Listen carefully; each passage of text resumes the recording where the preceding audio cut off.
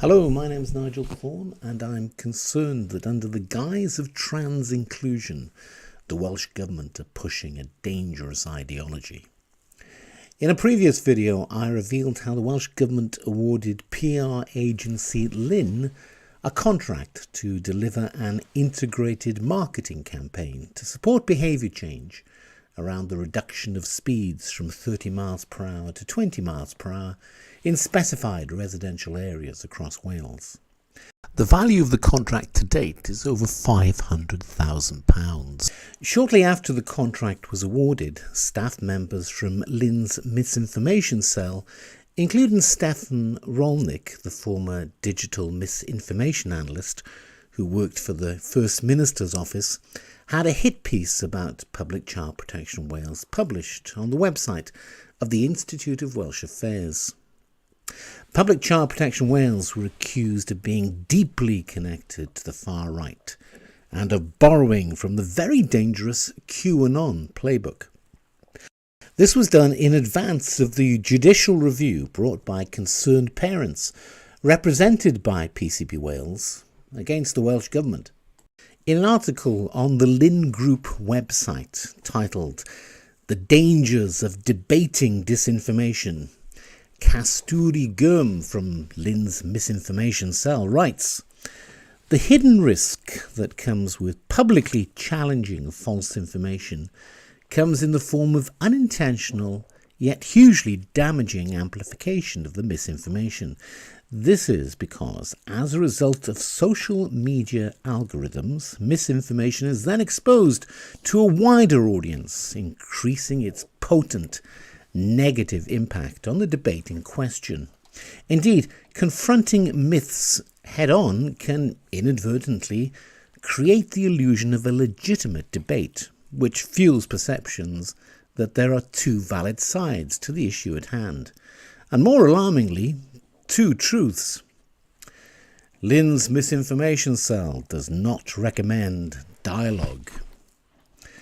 Contrary to the postmodern philosophy that underpins the queer theory that is being pushed into schools in Wales, Casturi Gurm does not believe it is good to fuel the perception that there is more than one truth.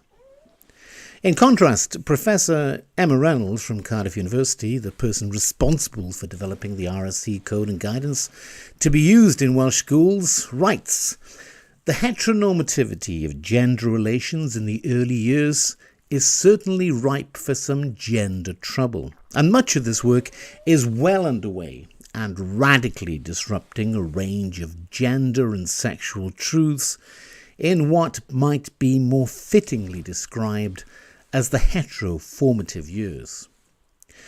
Queer theorists are attempting to change society by changing language.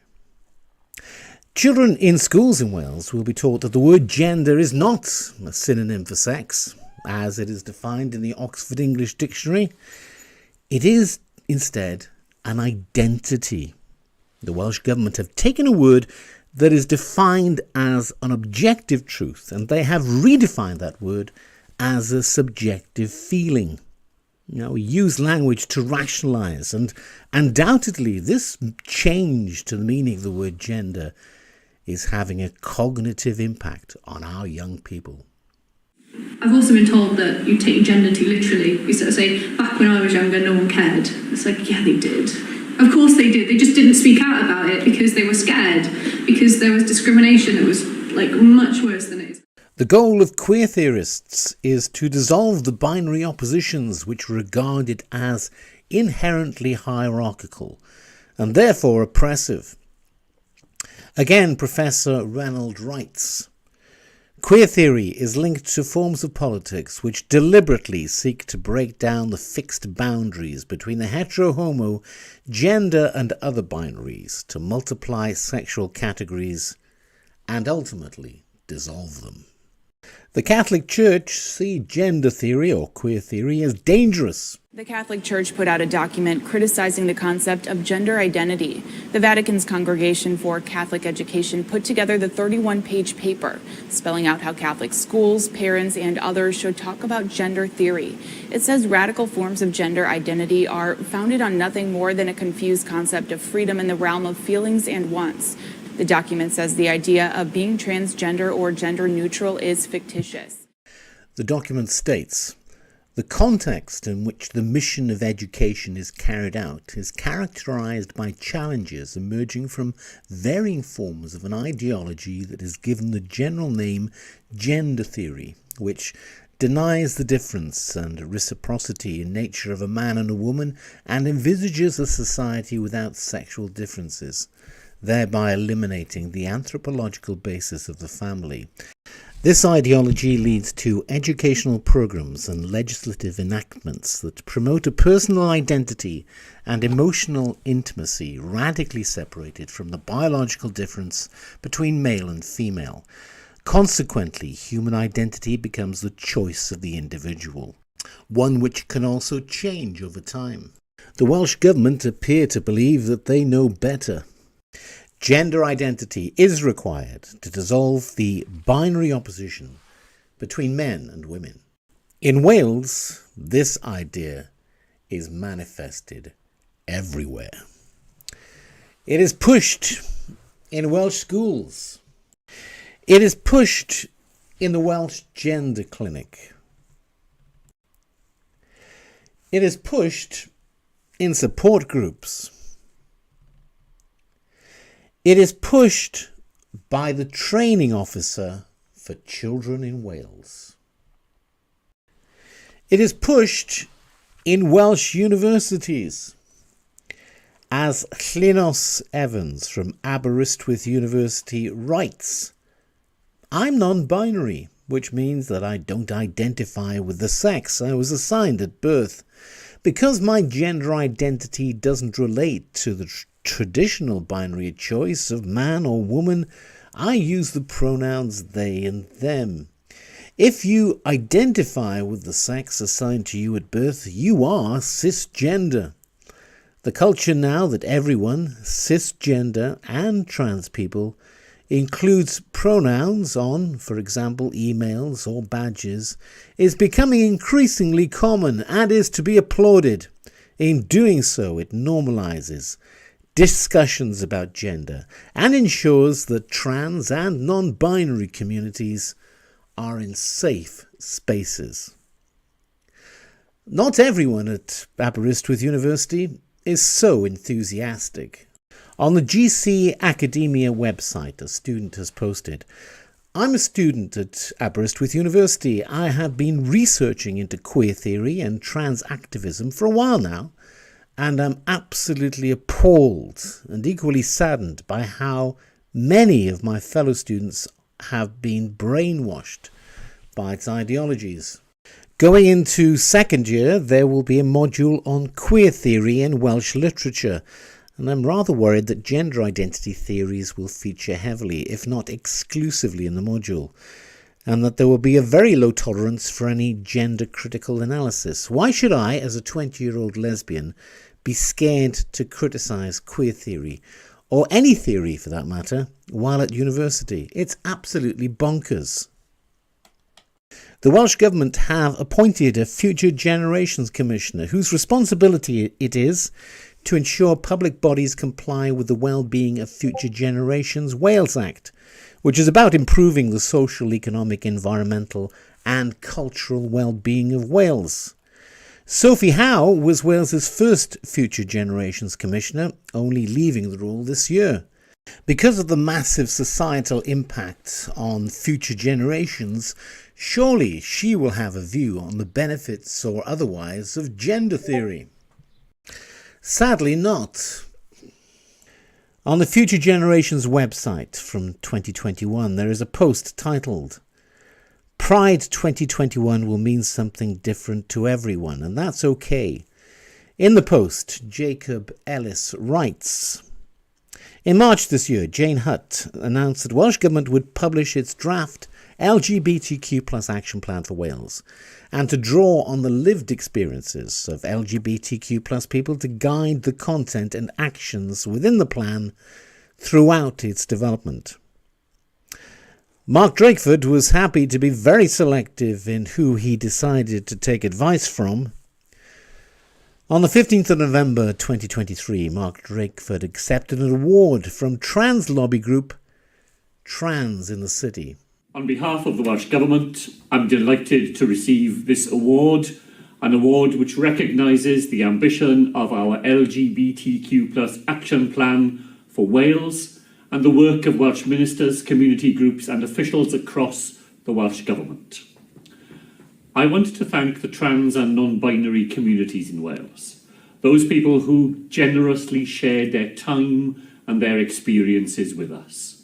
We could not have devised the plan without them, because their voices and their hopes guided us to make our commitments in the action plan as ambitious as they are necessary. On behalf of the Welsh Government, we thank you all for this award.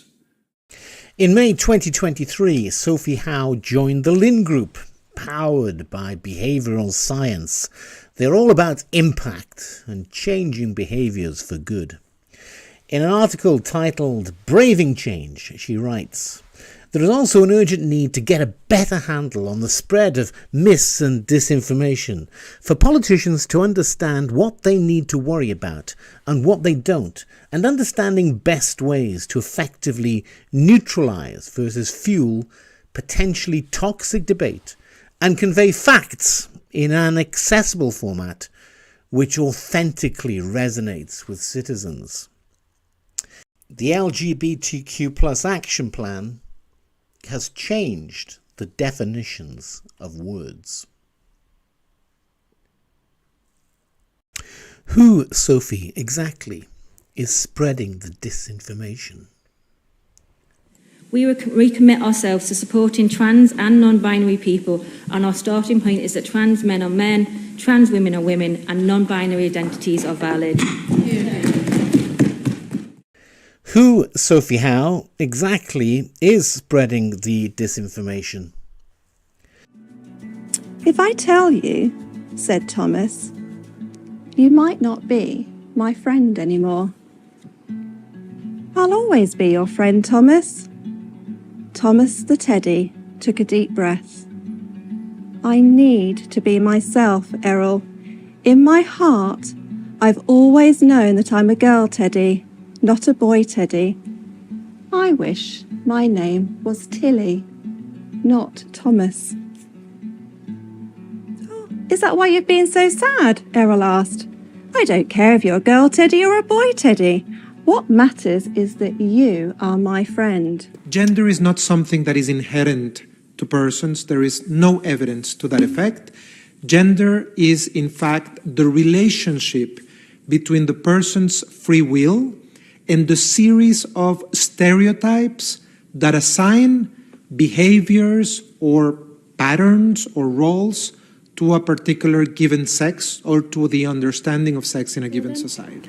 So I think for us it's about ensuring that we deliver it in a really sensitive and age-appropriate manner, but also aware that what we're actually doing is preventing them from trying to learn it from perhaps the internet, other children, and getting misconceived opinions. Who, Sophie, exactly is spreading the disinformation? This is child indoctrination.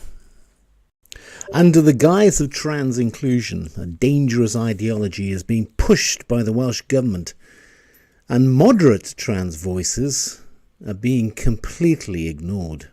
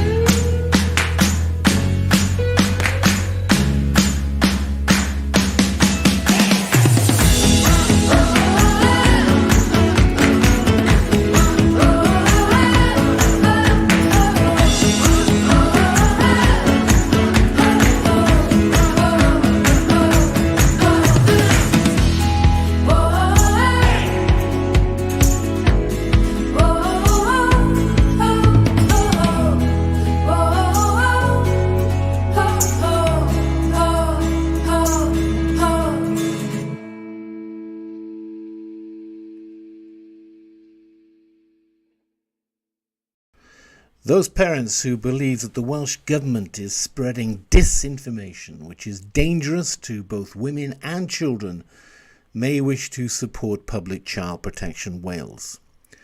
Links are